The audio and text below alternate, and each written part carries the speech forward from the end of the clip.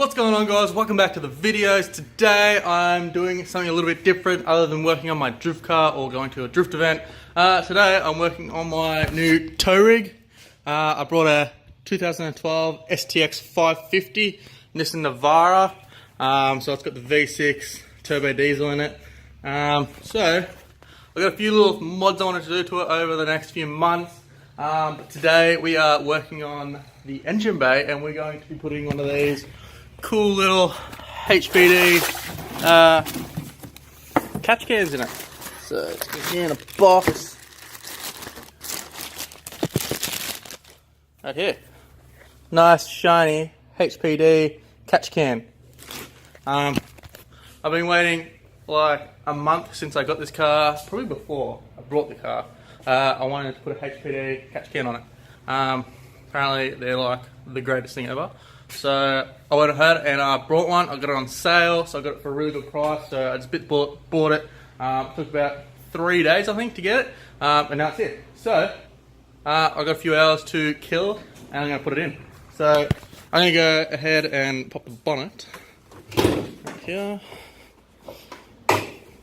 What I got to do first is take a lot of things apart. I got to take the airbox out. I got to take the intake and cooler pipe off, the top cover, and things like that. So I'm gonna go ahead and get all that stuff started and show you guys how to do it. I know there is a few people on the STX, like the 550 page on Facebook, that would love to see a video like this instead of the stupid, well, that's stupid, but the instructions. A video would be a lot easier than the instructions. So what I'm gonna do is just like tell you guys tips and tricks on what I found to be the easiest way to put this in, and I'll probably just do like have my other camera on a tripod and just like capture the whole lot, and then I can take little bits and parts out of it, showing you how to take things apart and how to get to like tricky bolts and things like that. So hope you guys like this type of video, and I'm gonna get started. Okay, so got the top cover off, and the first thing I've got to do now is take the airbox out. The reason I've got to take the airbox out is because I haven't got a right angle drill head. If you had one of those, you wouldn't have to take the airbox out, but you got to drill a hole. There's already a hole just there, and you just got to drill one just there. So if you had a right angle drill head, you wouldn't need to do that, but I don't, so got to take the airbox out. So there's a 12mm bolt down there, and there's one just around the back. There's only the two holding this in. Then you just got to take this plug right here out, the hose clamp. Once that's out, you can pull that off. Airbox will come out. Then I've got to take this pipe off, so there'll be another hose clamp at the back. You've already done this one, so this will come straight off as well. Then there's these two clips here, which I'm not too sure how to get these out just yet, but I will get them off. There's one there and one there, and there's a 12mm just in there. Once you get those out, then that pipe will come off as well. Then I'll show you what we have to do down the back. Alright, so I got everything out. These clips are actually pretty easy. What you do with this one is you just put a screwdriver under this end and it pops up, and the same with this, you just turn it to the side and push it forward and it pulls right out. Then that just pushes towards the front and just clips out as well, and then this one just pulls straight up. That's the one up the back, just kind of pop straight out. So that was really easy. Then the whole pipe just pulls out. So now everything's out, I can get to working on the back. From what I can see, it looks like 12 or 13mm. 1, 2, 3, 4. I think there's one at the back, down the bottom as well somehow. So I'm probably gonna have to take this pipe out as well, so I can see a little bit better.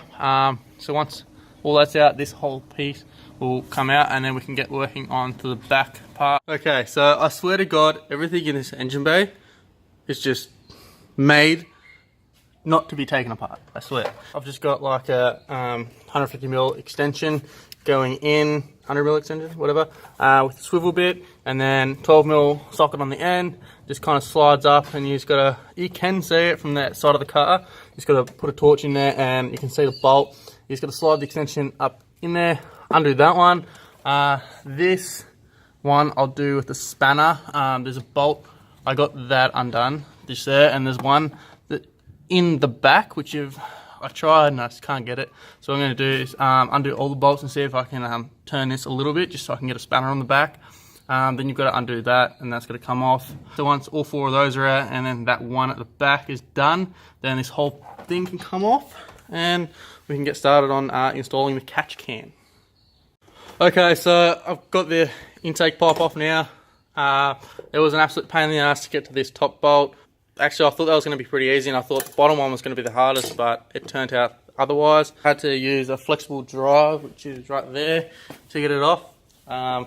Then the pipe to the PCV valve, it's got a pinch clamp just down the bottom. I couldn't get to it, so I just cut it because we were replacing the pipes anyway. So now it's all gone. I can get a pair of pliers down to the pinch clamp and take that pipe off.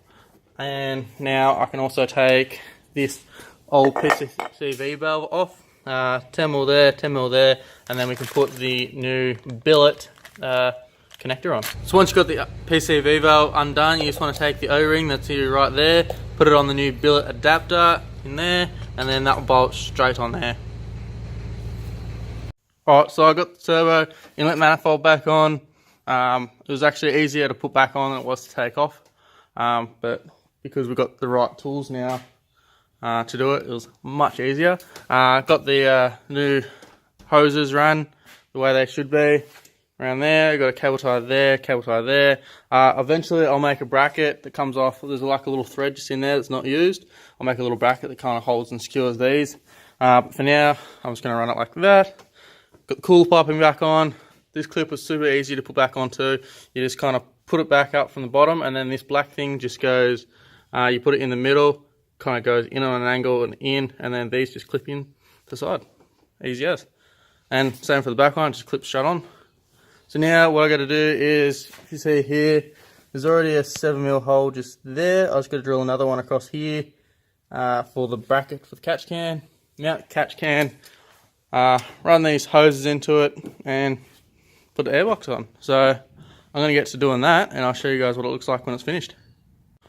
Got the catch can all mounted up, as you can see.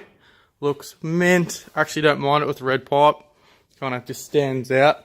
And you'll basically only see this little bit once the cover's on, the airbox is in, and all the pipe. So what I'm going to do now is put the airbox in. It's down there, and all the pipe is up here. So what I'm going to do is, I actually have a Johnny Tig intake pipe coming in the mail. I thought it would be here by now, but it's not.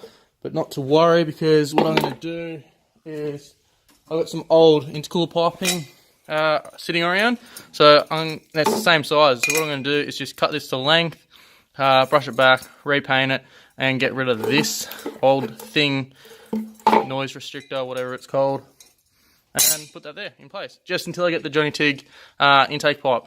Once that arrives, then I can get rid of all this, but for now I'm just going to get rid of this and put this in, see what the sound difference is. Okay, so I was wrong. This is not going to work.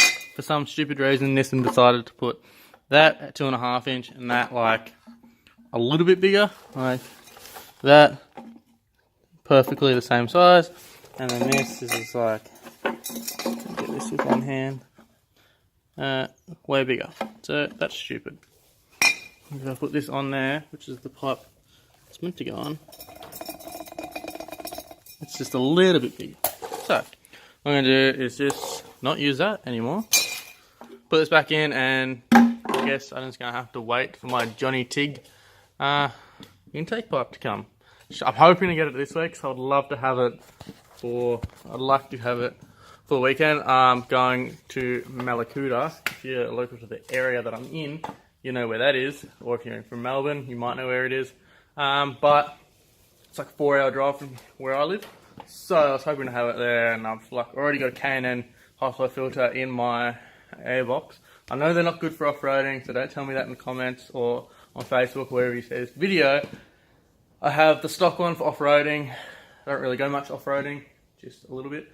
But I mainly use the car for towing, so the K&N filter is really good for towing. I actually dropped my fuel consumption by like 0.5. It's not much, but it's enough for a difference to be able to see the difference. So yeah, I'm gonna put this back together. Alright guys, so this is the end of the video. It's about a week later and I've gotten back from my trip to Malakuta. It was about a 1000k round trip. Had an awesome time with everybody that went. Car went absolutely amazing. As you can see, the catch can's in, went great. Little bit of oil in there already, but being a 1000k round trip, I wasn't expecting not to be any. So I'm happy with that. Install overall was great. It's very tight in these engines bay, which I didn't know about. So all the complaining I did off camera was expected. But other than the having to replace the hose, the kit was awesome. I have no bad words about the kit in general, except for the hoses. But yeah, other than that, car was awesome. Towed my camper trailer. Camper trailer is about 750 kilos. If you know the trip to Malakuta, it's like up and down hills, real windy. And I was still getting 10.2 up and down, and I'm not light on the foot at all. So I'm super happy with how the car went.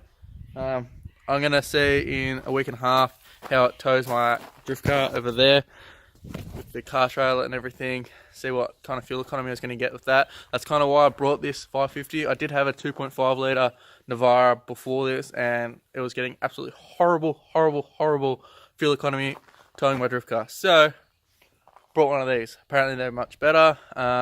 Like everybody I was talking to was getting like, I think I was getting about 19 to 20 litres per 100 with the 2.5 litre nav. And these, pretty much everybody I talked to was getting about 16 towing caravans and boats and stuff. So doing a car trailer with my car that's way lighter than a caravan or a big boat should be even better. So, you know, hopefully it goes well. I'll let you guys know. Obviously, there's going to be some more videos up before that drift event, so I'll let you know in a future video. I was going to do heaps more videos on this car, and I will, but I was going to do like intercooler, full exhaust and everything, but me and my girlfriend Sarah are planning on buying a house in the near future, so I got to save all my dollars. So I got to be grown up for 5 minutes, which I'm not happy about, but yeah, it's going to happen once in a life. So yeah, that's about it. Hope you guys like this video and the install. If you liked videos like this, give me a thumbs up, and I'm definitely going to do some more in the future on this car. So yeah, peace.